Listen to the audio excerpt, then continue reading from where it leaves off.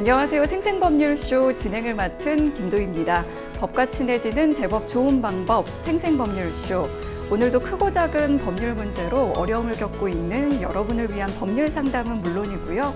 세상을 들썩이게 하는 이슈들을 법적으로 풀어보는 시사 법률 토크까지 준비되어 있습니다. 법률과 관련해 궁금한 내용이 있으신 분들은 상담 전화 02-557-8295번으로 연락을 주셔도 좋고요. 법률방송 홈페이지에 들어오신 후에 법률상담 게시판에 문의 남겨주시기 바랍니다. 그리고 화면 아래 하단으로 보이는 이메일로도 상담 문의를 받고 있습니다. 각 분야 전문 변호사가 무료로 성심성의껏 상담해 드리니까요. 많은 참여 바랍니다. 지금 이 방송은 유튜브를 통해서도 실시간으로 함께 방송되고 있습니다. 더불어 많은 시청 부탁드리겠고요. 유튜브를 통한 소통의 창구도 활짝 열어두겠습니다. 자, 그럼 오늘 도움 말씀 주실 변호사님 소개해드리겠습니다. 법무법인 상림의 정석한 변호사 모셨습니다. 어서 오세요. 안녕하십니까. 법무법인 상림의 정석한 변호사입니다. 최선의 방법을 찾아 제시하도록 하겠습니다. 네, 오늘도 억울하고 답답한 분들께 명쾌한 상담 그리고 유익한 상담 해주시길 기대해 보겠습니다. 자, 그럼 오늘 생생법률쇼에는 어떤 사연들이 들어와 있는지 미리 한번 만나보시죠. 배관 누수 피해 보상 책임은 헤어진 남자친구가 준 돈 돌려줘야 할까요? 전처의 거짓말, 선배의 배신, 이렇게 다양한 분야의 상담이 접수가 되어 있습니다. 저희 잠시 후에 변호사님과 함께 속 시원한 해결책 찾아보도록 할 텐데요. 시청자 여러분께서도 궁금해 하시면서 끝까지 함께 해주시면 고맙겠습니다. 자, 생생법률쇼 시청자 여러분이 법과 친해지길 바라면서 법적인 상식을 유익하게 설명해드리는 시간이죠. 일상의 로 목요일에는 함께 하고 있습니다. 네, 변호사님 오늘 함께 알아볼 법적 상식 어떤 건가요? MC님께서는 혹시 가까운 친척이나 친구한테 돈을 빌려줬다가 못 받은 경험이 있으신가요? 저는 사실 가까운 사이에서는 오히려 돈을 빌려주면 안 된다 그래서 그냥 주는 거면 몰라도 빌려준 적은 없습니다. 좋은 태도라고 생각합니다. 네. 하지만 이제 저희가 어쩔 수 없이 빌려주는 경우도 많지 않습니까? 네, 그렇죠. 그래서 흔히 이런 경우 늦게라도 차용증을 작성해야 하나 망설이시는 분들이 참 많습니다. 그래서 오늘은 많은 분들께서 궁금해하시는 차용증과 관련된 법률 상식을 준비해봤습니다. 그런데 사실 뭐 가족이나 친구 사이에 이렇게 좀 돈을 빌려줘야 할 경우에는 뭐 이렇게 차용증 쓰자 이런 얘기하기 굉장히 좀 곤란할 것 같아요. 그래도 차용증은 좀 써야 하겠죠?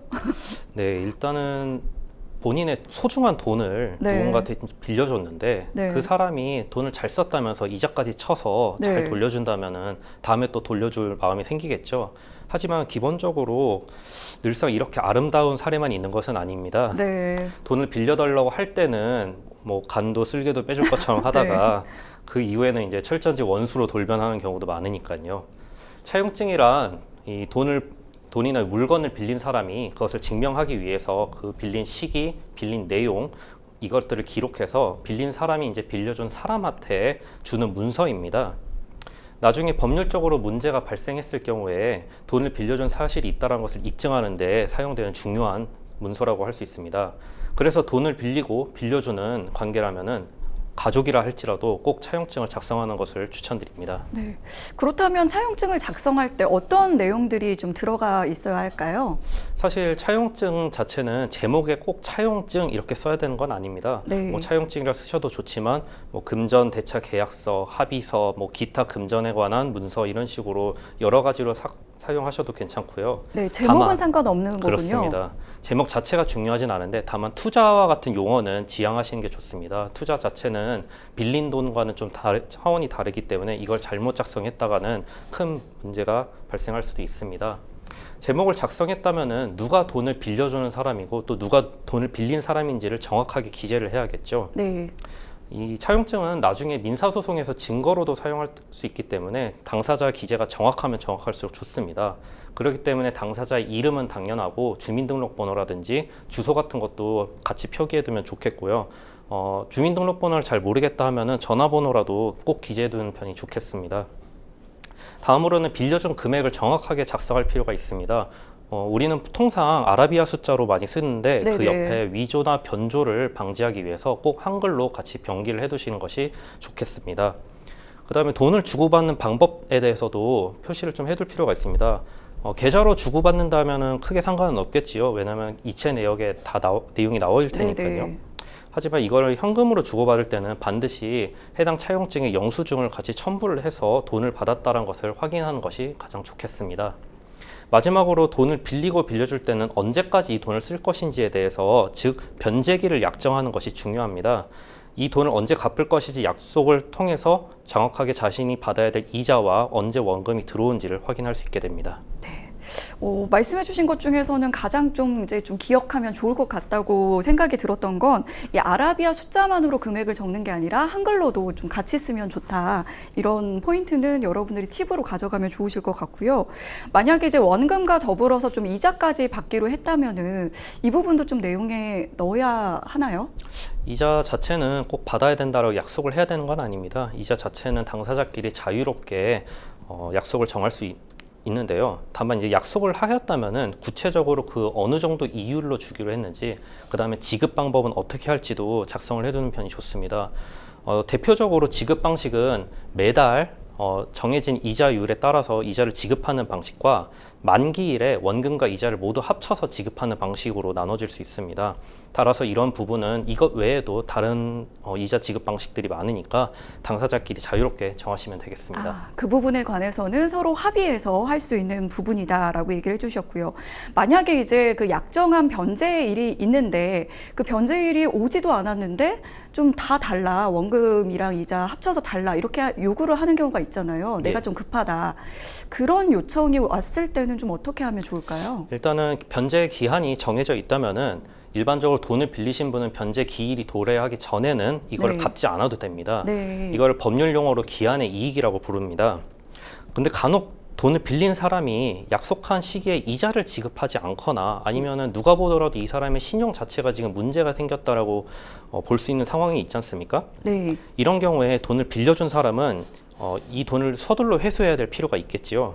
그렇기 때문에 어떤 특정한 기한의 이익을 상실한다라는 내용을 작성을 해가지고 그러한 사정이 도래를 하면은 즉시 기한의 이익이 상실됨에 따라서 돈을 빌려준 사람이 돈을 빌린 사람한테 돈을 회수할 수 있는 내용을 차용증에 병기해둘 수가 있습니다. 이 부분 또한 당사자가 서로 자유롭게 정할 수 있는데요. 가령 돈을 빌린 사람이 한 번이라도 이자 지급을 하지 않는다거나 제3자로부터 압류 또는 가압류를 받았다거나 또는 파산 선고를 받았다거나 하는 경우에는 기한의 이익을 상실된다는 내용을 작성해 둘 수 있습니다. 따라서 차용증을 작성할 때 이 부분도 함께 작성해 두면 도움이 많이 될 것입니다. 네. 변호사님이 이제 말씀해 주신 내용을 바탕으로 차용증을 작성하고 나면 이제 그때부터는 좀 안심해도 되는 걸까요? 사실 차용증만으로는 법적인 효력이 있는 것은 아닙니다. 그래갖고 차용증을 작성할 때는 공증을 받아두는 것을 보통 추천을 드립니다. 네네. 공증이란 것은 일반적으로 계약서를 할 때 인증을 받는 것처럼 당사자 간에 이 소비대차 계약이 체결됐다는 것을 공식적으로 인정받는 것이라고 생각하시면 좋습니다. 따라서 차용증에 공증을 받아두게 되면은 특별한 소송 없이도 차용증 자체만으로도 채무자한테 강제 집행을 할 수 있게 됩니다. 그러니 금전 거래를 할 때 가급적이면 차용증을 작성해서 공증까지 받아두시는 것을 추천드립니다. 네, 차용증 쓰고 또 공증까지 받아놓으면 가장 좀 확실한 방법을 지금 제시를 해주셨고요. 그런데 이제 만약에 차용증을 이제 받아두고 싶은 마음이 있었지만 너무 좀 친한 사이고 그래서 망설이다가 차용증을 작성을 못한 경우라고 한다면 그때는 좀 돈을 어떻게 돌려받을 수 있을까요? 일단 차용증이 없다 그래갖고 네. 대여 사실이 없어지는 건 아니잖아요. 그래서 이 대여 사실을 확인을 할 수 있는 다양한 증거와 자료를 통해 가지고 대여금을 돌려받을 수 있겠습니다. 이를테면 대여금을 이체한 그 특정 통장 내역이나 네. 또 이제 돈을 빌려달라고 상대방이 요구를 했던 어떤 메시지, 카카오톡 내용 같은 것들, 또 전화 녹취 같은 것들을 증거로 활용할 수가 있겠습니다. 그리고 돈을 빌려준 다음에 이제 갚으라는 의사표시랑 이행을 하지 않을 경우 법적 조치를 취하겠다라는 어떤 내용 증명을 보내시는 경우도 있는데 이 내용 증명 자체도 하나의 증거로서 활용이 가능합니다. 다만 차용증이 없기 때문에 이 내용 증명 자체에 앞서 말씀드렸던 돈을 빌려줬다는 사실 말고도 변제를 하지 않았다는 내용, 그 다음에 대여금이 얼마인지, 이자는 어땠는지, 채권자는 누구고 채무자는 누구인지를 다 빠짐없이 작성해서 내용 증명을 발송하는 것이 좋고요. 가급적이면은 개인 명의로 보내는 것보다는 변호사나 법무법인 명의로 보내는 것을 추천드립니다. 네. 마지막으로 현재 뭐 친구나 가까운 뭐 지인에게 돈을 빌려줬는데 받지 못하고 있는 시청자분들이 있을 수 있잖아요. 그분들께 좀 조언은 한 말씀 부탁드리겠습니다. 일단은 돈을 빌려줬다라는 명확한 증거가 있다라면은 대여금에 대해서 지급 명령 신청을 하거나 대여금 반환 청구 소송을 하는 것이 좋겠습니다. 다만 이제 수개월이 걸린다라는 소송 특성상 이 채무자가 그 기간 동안 재산을 은닉하거나 또 네. 처분하는 행위를 할 수가 있지 않습니까? 그렇게 되면 집행이 곤란해지기 되는 부분이 있기 때문에 이런 지급 명령 신청이나 대여금 반환 청구를 하기 전에 상대방 이제 채무자의 재산에 가압류 같은 것들 신청을 해서 채무자가 재산을 처분하거나 은닉하는 것을 사전에 막는 것을 추천드립니다. 또한 아무리 빌려준 돈이 진실이라 하더라도 법정에서 이걸 증명하지 못하면은 말짱 도루묵이겠죠. 네. 그래서 패소의 위험성이 있기 때문에 반드시 대여금을 돌려받고자 한다라면은 증거가 있어야 회수가 가능하다는 점을 강조드리겠습니다. 네. 미리 법적 다툼으로 가기 전에 차용증이라든지 공증 이런 부분을 좀 유의하셔가지고 미리 대비하시는 게 좀 좋을 것 같고요. 또 만약에 이제 빌려준 돈이 있다면은 현명하게 대처할 수 있도록 해서 꼭 그 빌려준 돈을 받아내셨으면 좋겠습니다. 네, 지금까지 생활 속 법률 상식 전해드리는 일상의 로 함께했습니다. 여러분은 지금 생생법률쇼를 시청하고 계십니다. 어렵고 복잡한 법률 문제로 고민하고 계신가요? 그렇다면 생생법률쇼가 도와드리겠습니다. 생생법률쇼에선 민사, 형사, 가사 등 각 분야 전문 변호사들이 매년 800여 건의 법률 문제를 속 시원하게 해결해드리고 있는데요. 그럼 무료로 법률 상담을 받을 수 있는 3가지 방법, 지금부터 소개합니다. 첫째, 02-557-8295번으로 전화해 법률 상담 신청을 한다. 둘째, 법률방송 홈페이지에 접속해 법률 상담 게시판에 사연을 올린다. 셋째, 지금 화면에 나오고 있는 이메일 주소로 사연과 연락처를 보낸다. 속 시원한 법률 상담 프로그램 생생법률쇼. 지금 바로 상담 신청하세요.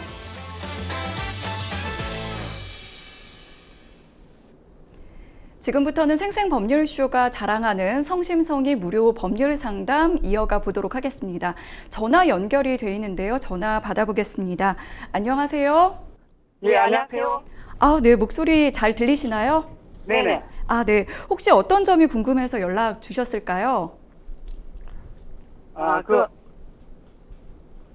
네, 말씀해 주시면 제가 됩니다. 네. 주방 싱크대 있지 아. 않습니까? 주방에와 가정집에 보통 싱크대 있잖아요. 그죠? 주방에 설거지하는 거. 아, 가정집 싱크대요. 네, 설거지하는 곳. 네네네. 끓이물 찬물 나오는 곳. 네네네. 그게 저걸 잘못 건드려 가지고요. 네네. 싱크대가 기기가 물이가 그 기기에서 물이 평소에 이제 한 3군데서 나왔거든요. 조금씩 나왔다 가지. 그래가지고 네. 저를 교체하려고 이제 네. 저 교체하려고 저걸 풀어야 되거든. 교체하려면 저대로 가가지고 이제 네. 전문가 판매점에 가가지고 요 같은 걸 돌라 익혀야 되거든요. 그래가지고 저를 푸는 과정에서 얘가 잘못 건드려가지고 물이 수돗물이 뭐죠? 네. 방으로 일직선으로 이제 방문하고 이제 물 나오는 고사고 방문하고 마주보고 있거든. 그래가지고 저걸 문을 안 닫은 상태였기 때문에 네. 문을 열어놓은 상태이기 때문에 물이 이제 그게 일직선으로 물이 이제 방으로 들어가는 거야. 네. 그래가지고 방에 물이 좀 들어갔거든요. 아, 그러니까 가정집 싱크대를 이제 좀 잘못 건드려서 지금 방에 이제 물이 좀 들어갔다고 지금 설명을 해주셨습니다. 네. 네네네. 그래서 물이 한 3cm인가 바닥에 물이 찼거든요. 3cm 정도. 3cm. 네. 네, 바닥에. 네네. 네, 전체 바닥에. 그래가지고 이제 물 찼는데, 네. 한 달 후에, 2층 집에서 이제 물이 샌다. 주인 아주머니께서 이제 올라와가지고 2층 집에 물이 샌다고 내한테 이야기하려고, 저한테. 네네. 샌다 그래가지고 이제 내려가니까 물이 새, 천장에서. 네. 그래서 이제 그걸, 누수 전문업체 불러가지고 이제 네. 그걸, 누수 탐지 기계 가지고 가지고 이제 다 이제, 검사 다 했거든, 내 방하고. 네네. 내 방이 이어하고 이제, 화장실하고 이제, 새는 물 새는 의심 가는 전부 다 검사 다 했거든요. 그걸 네. 했는데, 네. 결론적으로 이제 내 방 물이 들어가지고 원인이 물이 들어가 새는 게 아니라 네. 검사 결과에서 있어가지고 내 방하고 이쪽에 주방하고 사이 벽이 있거든요. 네. 방에 벽이 이렇게 있거든요. 네.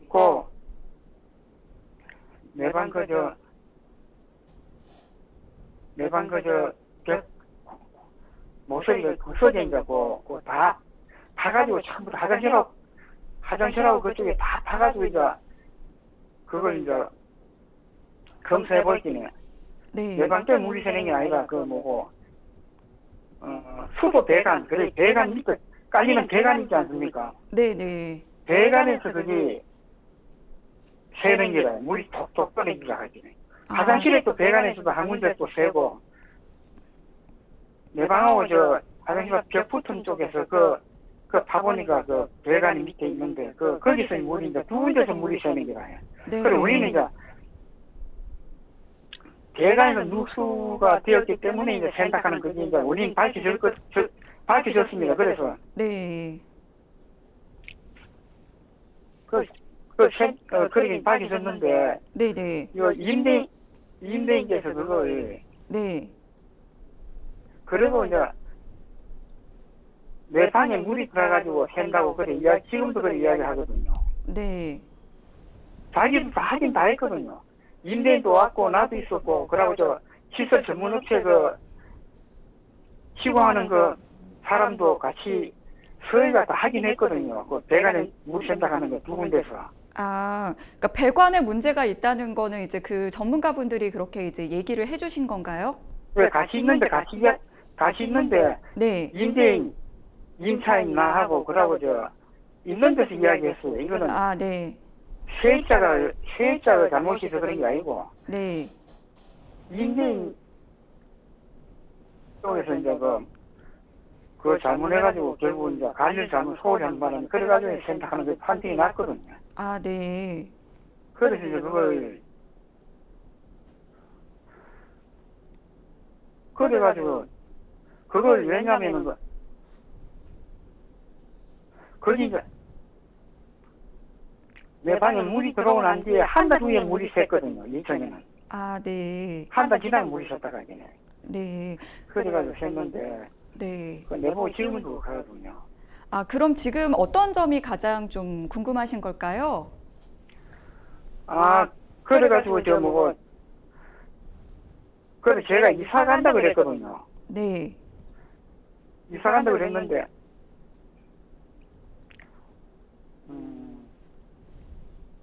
그래 이사 가면은 네. 집이 내 임차 쓰고 있는 이 내 이 모든 방하고 임차 쓰고 있는 그걸 전부 다 도배해주고 내고 장판하고 이제 전체 도배해주고 가라 하는 거예요. 네. 도배하고 장판을 해놓고 나가라 이렇게 얘기를 들으셨다고요? 예, 네. 다 해놓고 이사가기 가지고 그래가지고 난 그래 아니 내가 그 이야기 하지 못했는데 그래 이게 참 내한테 직접 이야기를 주인 아주머니 이야기 안 하더라고 안 하는데 우리 애 이제 막내 29살입니다. 네. 걔가 요저 임대차 그저 계약서가 계약을 했거든요. 제가 했거든요. 아, 네. 걔가 임대차 계약서 썼기 때문에 그 자기 임차에 나 있는 그래가지고 그리고 아주머니 그 간다 하면서 내보고 이야기했거든. 그 이사 갈 때 그 도배 전체 다 해주고 가라고. 그래 이제 그 도배비가 160만 정도 되거든요. 네. 전체 다 하려고 하면. 네. 그래 이야기를 들었어요. 들어가지고 그러니까 들었는데 저걸 도배를 갈 때 해주고 가면 원래 대구 같은 경우는 거기다 보면은 이사 가는 사람은 일체 도배 안 하거든요. 안 하고 이사 오는 사람을 위해 가지고 임대인이 다 도배 다 해놓고 맞이하고 있거든요. 그러니까 세놓기 해가지고 그래 하거든요. 나 이건 처음 듣는 이야기라서 네. 그걸 내가 했어요. 네, 일단은 저희가 사연을 좀 들어봤고요. 옆에 정석한 변호사님 나와 계시거든요. 함께 좀 이야기 더 나누면서 상담 받아보도록 하겠습니다. 네네. 네. 네, 안녕하세요. 법무법인 상림의 정석한 변호사입니다. 아, 네. 예. 네, 수고 많습니다. 안녕하세요.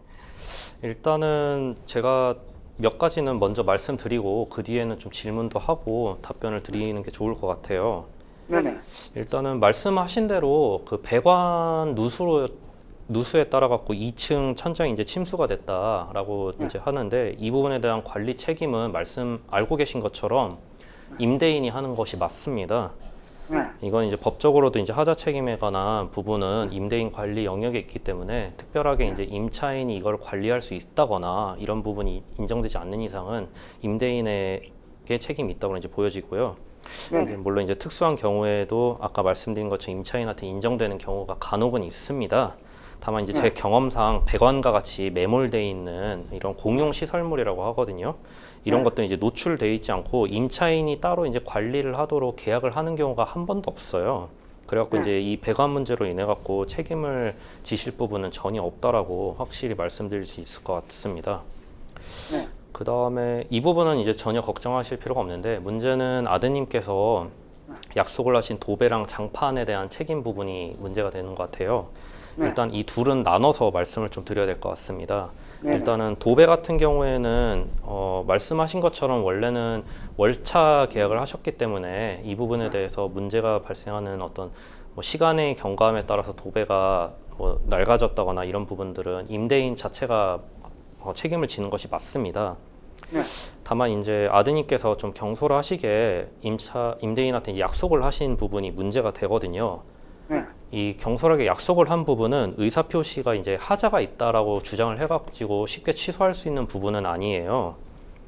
이제 다만 좀 다행인 점은 도배를 싹 다 해놓고 나가라라고 한 표현 자체가 구체적으로 어느 정도 수준인지를 알 수가 없다는 부분은 좀 좋은 점이에요. 왜 그랬냐면은 이것을 이제 원상회복 의무에 따라서 원상회복을 하라라고 말을 한 건지 아니면은 그 원상회복을 초과해서 하라고 말을 한 건지를 확정할 수 없기 때문에 아드님께서 이제 승낙한 부분은 민법에서 말하는 동기의 착오라고 있거든요. 이 승낙을 한 사람이 말을 한 사람이 어떤 동기로 말을 했는지 전혀 이해를 하지 못하고 누가 들어도 그 부분이 불명확하다 하면은 이거 부분은 이제 취소를 할 수 있다고 주장을 할 수 있는 부분입니다. 취소할 수 있다. 예, 도배 관련돼서 아드님께서 말씀하신 부분은 취소를 주장해 볼 수 있을 것 같아요. 다만 이제 개인적으로 그 임대인이랑 대화를 통해서 해결할 수 있으면 가장 좋은데 만약에 서로 물러남이 없이 도배를 다 해야 된다고 주장을 하게 되면은 이 부분은 이제 주장해 볼 수 있다고 드리겠고요. 근데 이제 장판 같은 경우에 조금 상황이 다르다고 볼 수 있습니다. 아까 말씀드렸다시피 원상 회복 의무에 대해서 월차 임차인들은 사실 크게 책임지는 부분이 없는 건 사실인데, 이 싱크대 수전 교체하시다가 전체 방 자체가 물이 들어가 갖고 장판이 아마 그때 훼손이 되었을 가능성이 좀 있을 겁니다. 그런 경우에는 이제 상담자 분께서 실수를 하신 부분이 있다고 보여지기 때문에 아마 책임 소재가 어느 정도 인정이 될 가능성이 높습니다. 그래갖고 이제 장판 부분은 도배랑 다르게 아마 전체 교체는 아니더라도 물이 잠겼던 부분에 한해서는 장판을 교체해야 될 가능성도 있고요. 다만 이건 무조건적으로 교체는 아니고 장판 상태에 따라서 결정을 해야 되는 문제이기 때문에 구체적인 부분은 장판 상태라든지 뭐 도배 상태라든지 이런 걸 보고 결정을 해야 될 것 같습니다. 그래서 이제 우리 애가 29세인데, 그러니까 사회 첫 발 내디딘 그렇거든요. 그래서 얘가 전혀 사회 경험도 없고 아무도 모르니까, 이제, 그래가지고, 이제, 어디 이제 뭐 주인집을 해주러 가면은 해줘야 되는 걸로 알고, 그래가지고 지가 성공했다 하거든요. 저는 이걸 전혀 모르는데, 그죠. 이사갈 때 도배해준다, 그리 이야기했다 하거든요. 그래가지고. 예, 그거는 좀 이제 안타까운 부분인데, 사실 이제 경솔했다거나 또 경험이 없다라는 부분으로 어떤 특정 의사표시를 취소하려면은 상대방이 이거를 알면서 악용했다라는 것을 증명을 해야 됩니다. 근데 사실 저희가 심정적으로나 정황적으로는 이걸 악용했다라는 것을 주장해 볼 수는 있다 하더라도 그걸 구체적으로 증명할 방법이 사실 쉽지가 않는 게 사실입니다. 그래갖고 이런 부분은 법원에서도 판단을 좀 딱딱하게 하는 편이라서 아마 경솔이나 뭐 경험이 없었기 때문에 이런 식으로 의사표시를 했다라고 주장하시더라도 이 부분을 이유로 이제 취소받기는 좀 어려우실 거고요. 앞서 말씀드린 것처럼 그 도배를 하라, 장판을 갈라라는 부분에 대해서 어떤 동기로 말을 했는지에 대한 부분을 다투시는 것이 오히려 더 승률이 좀 더 높다라고 판단됩니다. 그럼 요게 18평쯤 되거든요. 예. 새 들어 사는 요 집이. 예. 그런데 고려하면 도배 비용이 160만 원 가거든요. 예. 불러가지고 견적 내보니까요. 근데 이걸 그러면 해주고 가야 됩니까? 안 해주고 가야 됩니까? 이걸 이제 이 부분은 결정하시기에 따라서 좀 다를 수 있을 것 같아요. 만약에 이제 도배 같은 경우에 아까 말씀드린 것처럼 전체를 꼭 다 해드릴 필요도 없고, 장판도 좀 비슷한 맥락이긴 한데 피해를 본 부분만 교체를 하는 방법도 있습니다. 근데 이제 당연히 임대인 입장에서는 이 부분에 대해서 전체 교체를 요청을 할 것이기 때문에 아마 다툼의 여지가 이 부분에서 발생을 할 거거든요.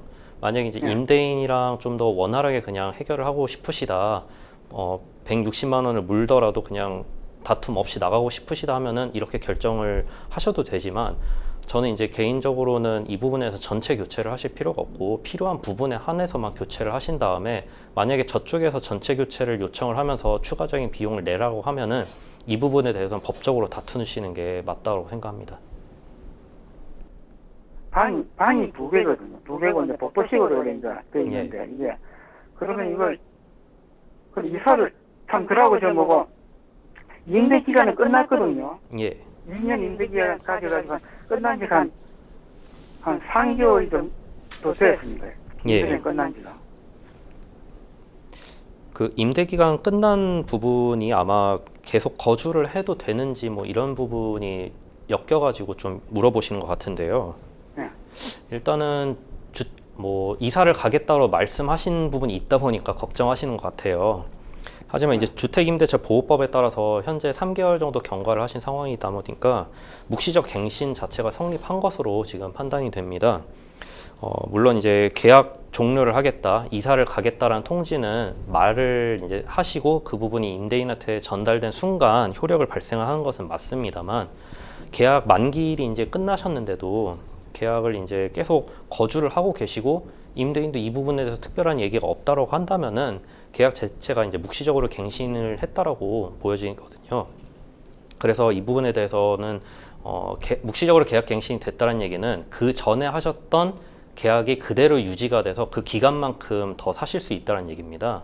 그래서 지금 보증금 임대인에다가 월세를 내시는 딱 그 금액만큼 계속 주시면서 그 전에 하셨던 계약 기간만큼 뭐 1년이면 1년, 2년이면 2년만큼 더 거주를 하실 수 있는 상황이니까 지금 뭐 이 부분 때문에 이사를 가셔야 되는지 집을 찾아보셔야 되는지는 걱정 안 하셔도 괜찮을 것 같습니다.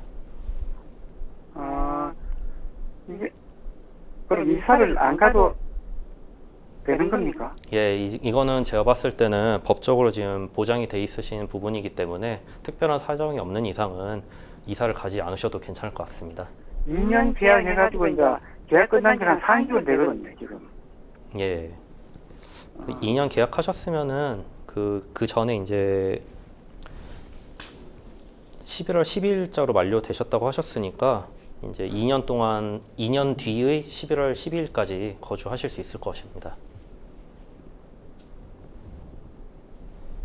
그러면 이사 가라 그러면 어떻게 합니까? 저기 임대인께서 아, 임대인이 지금 와서 이사를 하라고 하면은요. 이사를 가라고 하면은 근데 임대인은 그렇게 계약을 거절할 수 있는 권한은 일단은 법적으로는 없습니다.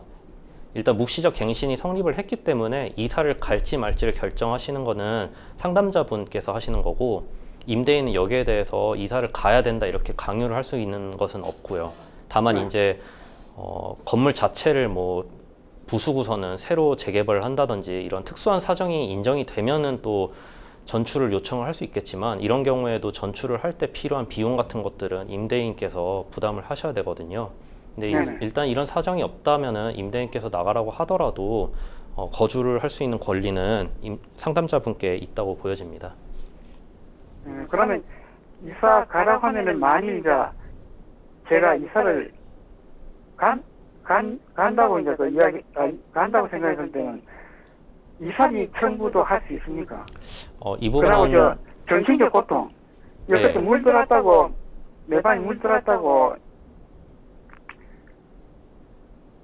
5월날 물이 들어왔는데 바로 이제 지난달 내 방에 물 들어왔는데 그럼 볼 때마다 내보고 이제 하는 말이 방을 다 방업 밑에 배관 다 파헤치기 전에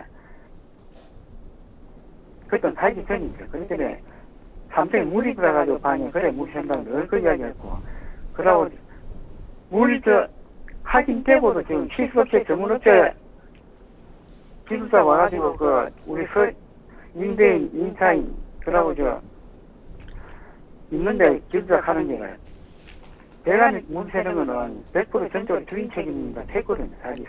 자기 눈으로 봤거든. 물 새는 것도 좀 보고 배관에서 두 군데 화장실하고 내 방하고 사이에 벽 사이에 그 밑에 가서 물이 샜거든요. 예. 아, 네. 제가 지금 듣기로는 간다 그러면은 예. 가야 되는 경우에는 정신적 피해 그러고 예, 손해배상을 혹시 할 수 있는지 여쭤보신 것 같은데. 남았으면 그 이후 지금도 하거든요. 지금도 그리 눈으로 확인하고도 임대인이 예. 그 원인은 그것 때문에 배관에 물이 샌다 이래야 하거든. 예, 그렇지만 누수 전문업체에서 와서는 그게 아니다 이야기했거든요. 하고 갔거든요. 예. 방이 물이 가지고 샌 게 아니고 상담자님. 자체에서 노후돼가지고 그래가지고 샌 게라 이야기했거든요. 예, 상담자님. 제가 지금 말씀하신 걸 크게 정리를 하자면은 일단 이사 비용을 청구를 할 수 있는지랑 손해배상을 청구할 수 있는지 두 가지로 나눠지는 것 같아요.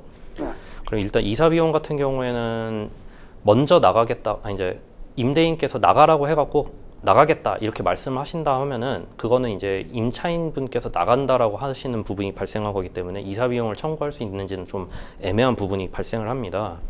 그래갖고 이제 강제로 내보내지 않는 이상 이사 비용 청구하기는 좀 어렵지만 다만 이제 임대인이 너무 강요에 가깝게 반드시 나가야 된다, 더 이상 계약하지 않을 거다 이런 식으로 말을 한 사정이 있다고 하면은 아마 이사 비용 부분에 대해서는 그 임대인한테 청구를 해볼 가능성은 있을 거라고 판단되고요. 그 다음에 이제 손해배상 관련된 부분이 좀 문제인데요. 손해배상은 좀 성립하기 어려울 거라고 이제 판단이 됩니다. 일단 공사 과정에서 어떤 뭐 물품이 좀 더러워졌다라든지 이런 물질적인 손해 같은 것들은 물품 자체가 이제 망가졌다의 수준에 이르지 않는 이상은 어느 정도는 인정받기가 좀 어려운 부분이 있고요. 다만 네. 이제 망가졌다 하더라도 이게 공사 과정에서 망가졌다라는 점을 증명을 하셔야 되거든요. 네. 그래서 이제 공사 과정에서 딱 망가진 순간에 뭔가 물리적 충격이 있었갖고 그 부분을 이제 임대인한테 얘기를 했다거나 이러한 증거 자료가 있지 않는 이상은 정확하게 소명하기가 좀 어려우실 거라 생각이 듭니다. 마찬가지로 이제 이런 부분이 소명이 되지 않으면 정신적 피해도 조금 받기가 어려울 거라 생각이 들거든요. 임대인이 이제 볼 때마다 상담자님한테 이런 얘기를 한다고 해서 그것들이 이제 정신적으로 상당히 힘든 거는 이해는 저도 10분 갑니다만 이 부분이 이제 실질적으로 생활 자체가 어려울 정도로 피해가 발생했다거나 이런 수준에 이르지 않고 다만 상호 간에 계속 분쟁이 존재한다라는 수준에서 볼 수 있는 사정이다 보니까 특별한 사정이 존재하지 않는 이상은 좀 약간 인정받기는 어려울 거라 생각을 합니다. 네. 그러면 이게 네, 상담자님. 합리적으로 해결할 방법이 없겠습니까? 민생 차이 나고 해결할 방법 자체는 제가 아까 말씀드린 것처럼 2년 정도 거주를 계속 하실 수 있는 상황이다 보니까 그 부분을 주장을 하시면서 이사를 만약에 임대인이 나가라고 하면은 이 상담자분께서 권리가 있으니까 그 권리를 포기하는 대신 이사 비용 같은 것들을 달라 이런 식으로 이제 합의를 보실 수 있는 거죠. 이런 식으로 접근을 좀 해보시는 게 좋을 것 같습니다. 네, 상담자님 저희 오늘 시간 관계상 상담은 오늘 여기까지 진행을 하도록 하겠습니다. 네네. 네네, 추가적으로 네, 이야기 잘 들었습니다. 네네, 추가적으로 네, 감사합니다. 네, 감사합니다. 네.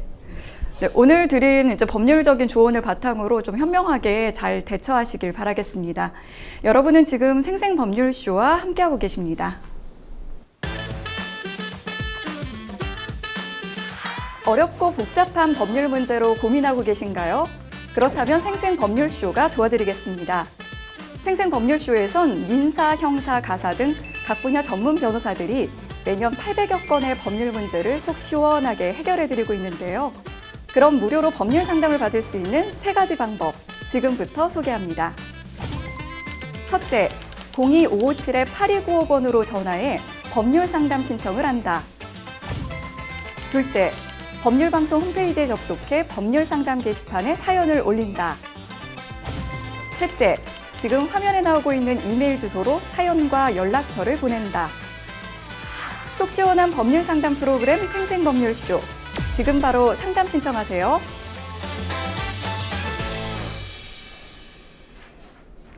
자, 이번에는 법률방송 이메일을 통해 들어온 여러분의 고민을 해결해 드리도록 하겠습니다.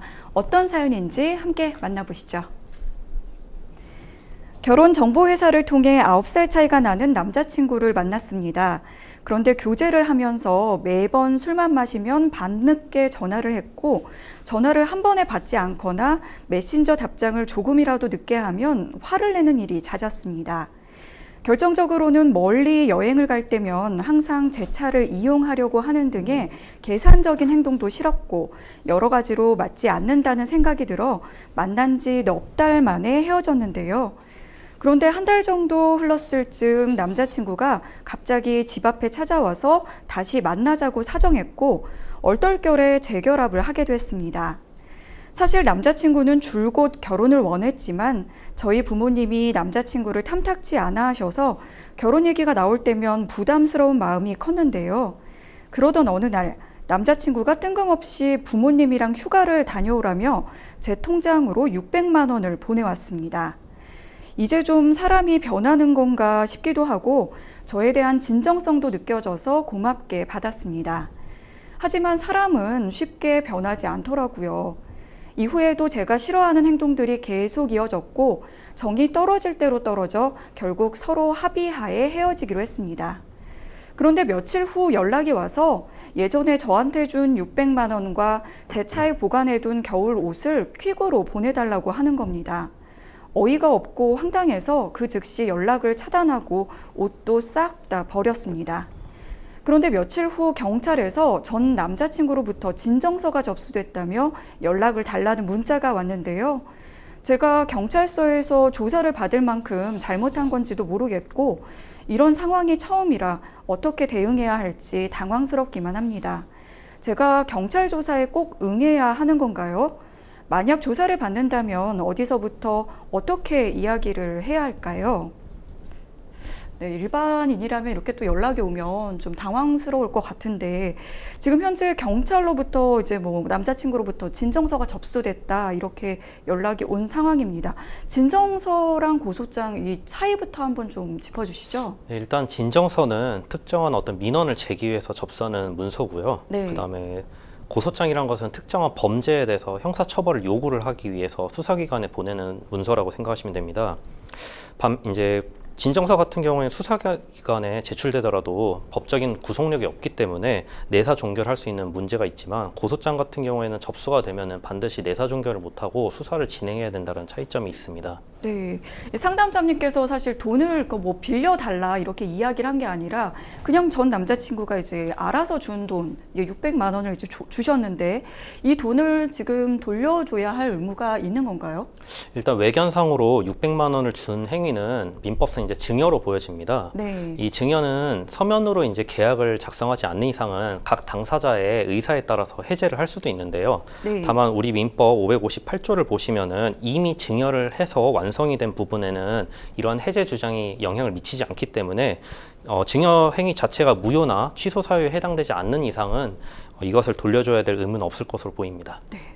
그리고 지금 전 남자친구의 옷도 달라고 이렇게 좀 이야기를 했었는데 그 옷을 싹 다 버렸다고 하셨거든요.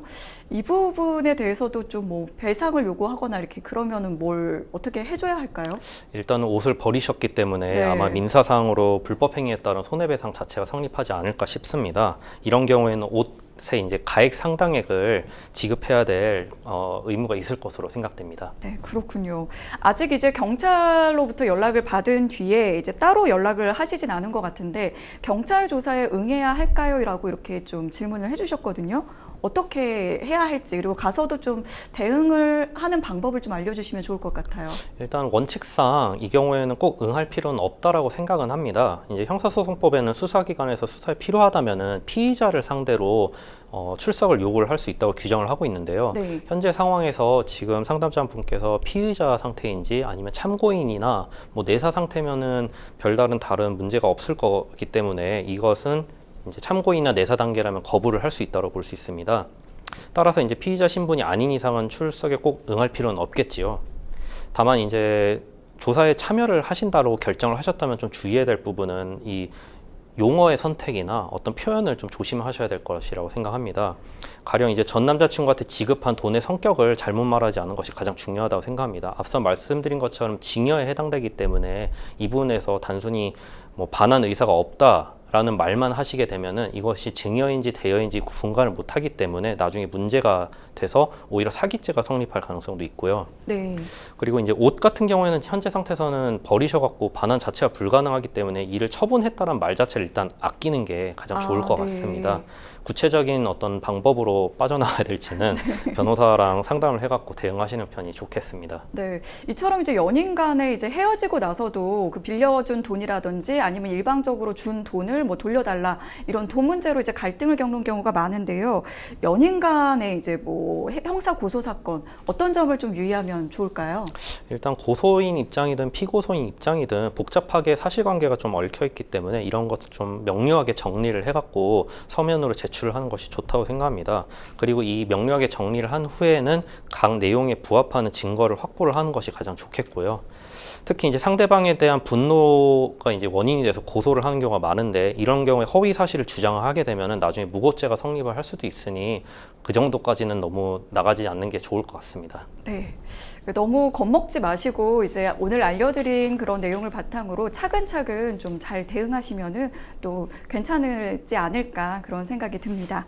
자, 저희는 계속해서 다음 사연 만나보도록 하겠습니다. 이메일을 통해 들어온 여러분의 또 다른 사연 만나보시죠.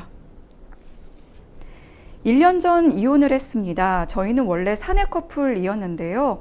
오랫동안 동료로 알고 지내다가 팀 프로젝트를 위해 함께 야근을 하면서 가까워졌어요. 알고 지낸 시간도 길고 하니 연애 3개월 만에 결혼이 결정되었고요. 그 때문이었을까요? 결혼 직후부터 성격 차이로 신랄하게 싸웠습니다. 신혼여행지에서부터 다툼이 있었고 살면서 자잘한 것 하나하나까지 도무지 맞지 않았어요. 그러다 제가 좋은 제의로 인해 다른 회사로 옮기게 됐는데요. 같은 업에 종사하는 아내가 질투를 하는 건지 그로 인해서도 많이 싸웠습니다. 결국 결혼 1년 만에 이혼을 하게 됐는데요. 전 부인은 지금까지도 그 회사에 다니고 있습니다. 근데 얼마 전 그 회사에 다니는 친한 동기를 만나게 됐는데요. 전 부인이 회사에서 제 욕을 하고 다닌다고 하더라고요. 제가 회사에서 달리 집에서는 파탄적인 성격에 예민할 정도로 청결에 신경을 쓴다 등 시시콜콜한 얘기에서부터 이혼 사유가 전적으로 저에게 있다는 겁니다. 제가 바람을 피웠고 이혼을 계획한 것 같다는 얘기까지 했다는데요. 정말 기가 막혔습니다. 사실 저는 3개월 전부터 만나는 사람이 있긴 한데요. 맹세코 이혼 후에 만난 사람이거든요. 당연히 결혼 생활 중에는 외도를 한 적이 없고요. 그리고 그 회사는 저도 다녔던 곳이어서 잘 알고 지낸 사람들이 많은데 너무 창피하고 부끄럽습니다. 계속 이런 얘기가 들려온다면 법적 대응을 하고 싶은데요. 명예훼손죄를 물을 수 있을까요? 제가 어떻게 대응을 해야 할까요? 네, 이렇게 사연 주셨습니다. 변호사님, 이혼한 후에 이제 전 배우자의 이제 험담을 하는 경우, 물론 이제 뭐 서로 감정이 좀 좋지 않으니까 뭐 험담을 할 수도 있지만 이게 또 이제 주변에 많이 퍼지면서 법적 공방으로까지 갈 수 있잖아요. 이런 사례 실제로 많이 보시나요? 이런 사례가 정말 많습니다. 네. 특히 이제 이 사안처럼 이혼 후에 같은 직장이나 업종에 있는 경우에는 지속적으로 상대방으로의 그 소식들을 듣다 보니까 아무래도 좀 더 험담하는 내용들이 많아지는 것 같아요. 당연히 네. 이제 이런 경우에도 법적 책임을 묻는 경우도 많이 있습니다. 그렇군요. 그러면 이렇게 거짓 소문을 좀 퍼뜨리고 다니는 그 전 부인에 대해서 명예훼손 혐의 뭐 이렇게 적용을 해볼 수 있을까요? 네, 일단은 혐의가 성립할 것으로 보입니다. 다만 이제 모든 발언 자체가 명예훼손이라 볼 수 있는 건 아닙니다. 가령 이제 뭐 파탄적인 성격의 깔끔한 뭐 예민할 정도로 청결에 신경 쓴다라는 표현 같은 경우에는 구체적으로 어떤 명예를 훼손했다라고 볼 수 네. 없는 부분이다 보니까 단순한 의견에 해당할 수 있어서 성립하지 않겠지만 네. 그 뒤에 있었던 상담자께서 이제 바람을 피웠고 계획을 한 것 같다 이런 표현 같은 것들은 어느 정도 구체적인 부분이고 사회적인 어떤 평가가 훼손될 염려가 있는 발언이기 때문에 명예훼손의 소지가 당연히 큽니다. 이게 그 명예훼손죄 같은 경우에는 이제 사실 적시보다 허위 사실 적시가 훨씬 더 이제 좀 그 처벌이 가중되는 걸로 알려져 있는데요. 그럼 이 사안에서는 이제 허위 사실에 의한 명예훼손죄 적용을 할 수 있을까요? 예, 맞습니다. 일단은 상담자께서 말씀하신 것처럼 이혼 전에는 한 번도 다른 외도를 한 적이 없음에도 불구하고서는 계획적으로 이혼을 한 것 같다, 바람을 핀 것 같다라는 말 자체는 허위 사실이잖아요. 네. 그렇기 때문에 허위 사실을 증명하면은 이 부분에 허위 사실을 증명하는 것이 아니라 네. 상대방 측에서 이것이 허위가 아니라는 것을 증명하지 못하는 이상은 허위 사실에 대한 명예훼손이 성립할 것으로 보입니다. 네. 근데 일단 저희가 이제 그런 부분을 좀 증명을 뭐 하거나 아니면 좀 증거가 좀 필요할 수도 있을 것 같은데 이럴 때는 좀 어떤 것들을 좀 미리 준비하거나 대응하면 좋을까요? 일단 뭐 여러 가지가 있을 텐데요. 가장 먼저 생각이 드는 것은 녹취록을 확보하는 것입니다. 네. 직접적으로 이제 발언하는 내용 같은 것들이 녹취가 돼 있다면 가장 좋겠죠. 다만 이 경우에는 녹취록 자체는 그 사람이 말을 했다라는 것만 증명하는 것이기 때문에 당시에 주변에 불특정 또는 다수인이 있었다는 점을 통해서 전파 가능성이 있었다는 점이 확인이 돼야지 명예훼손이 성립될 것입니다. 그 외에는 다수한테 보낸 카카오톡 메시지나 뭐 이메일, 뭐 회사나 인터넷에서 게시글을 올렸다는 것들을 캡처해서 확보하는 것이 좋겠고요. 마지막으로 이제 전 부인이 말했던 내용을 들은 다수의 사람들로부터 진술서를 받는 것도 하나의 증거로서 가장 큰 도움이 되도록 될 것 같습니다. 수사기관에서 직접 진술 내용을 확인하겠지만 이 진술서를 미리 확보를 해서 제출하는 것 자체가 이미 사전에 확보를 해가지고 그 내용들이 허위라는 사실을 증명하는 가장 큰 증명이 되기 때문에 중요하다고 볼 수 있겠습니다. 네. 마지막으로 상담자님을 위해서 좀 그 조언 한 말씀 부탁드리겠습니다. 일단 뭐 이전에는 결혼하였던 사실이기 때문에 뭐 대화를 시도하시든 아니면은 참지 못해서 고소를 하시든 거는 상담자님의 선택이시겠지만 반드시 이제 증거 확보는 하고 나서 그거를 시도를 하시는 것이 좋다고 생각합니다. 언어로 이루어지는 이 명예훼손이라는 특성상 시간이 지나면서 증거 확보가 어려워지는 문제도 발생하고요. 이미 확보를 했다 하더라도 그 시간이 계속 경과를 하면서 그 증명력 자체가 약해지는 경우도 종종 발생합니다. 따라서 증거 확보를 반드시 우선적으로 하신 다음에 대화 또는 고소를 나눠서 진행하시는 게 좋을 것 같습니다. 네. 생생법률쇼 이제 마칠 시간이 다 됐는데요. 오늘 함께해 주신 정석한 변호사님 고맙습니다. 예, 감사합니다. 네, 오늘 순서는 여기까지입니다. 시청해주신 여러분 고맙습니다.